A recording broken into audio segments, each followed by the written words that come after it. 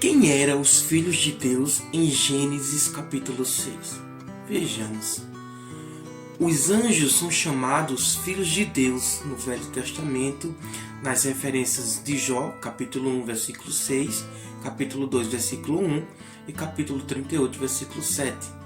Deve ser observado, porém, que apesar de serem assim chamados, os homens também foram. De acordo com Lucas, capítulo 3, versículo 38, na versão NVI, João, capítulo 1, 12, e 1ª Epístola de João, capítulo 5, versículo 1 e 2. A palavra original é Benai Elohim, filhos de Deus.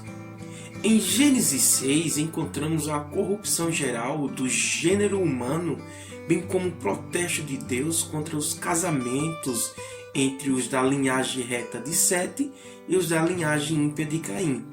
E aconteceu que, como os homens começaram a multiplicar-se sobre a face da terra, e lhe nasceram filhas, viram os filhos de Deus, que as filhas dos homens eram formosas, e tomaram para si mulheres de todas as que escolheram.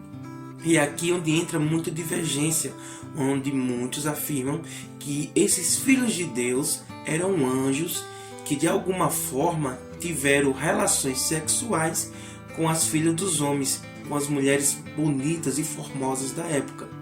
É por isso que existe a teoria de que uns acreditam que esses anjos eram a descendência de Sete, assim como eu defendo essa teoria, e outros defendem que aqueles filhos de Deus eram realmente os anjos caídos.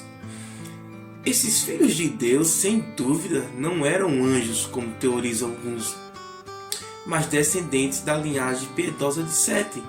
Eles deram início aos casamentos mistos com as filhas dos homens, isto é, mulheres de família ímpia de Caim. A teoria de que os filhos de Deus eram anjos não subsiste ante as palavras de Jesus, que os anjos não se casam. Mateus capítulo 22, versículo 30, Marcos capítulo 12, versículo 25.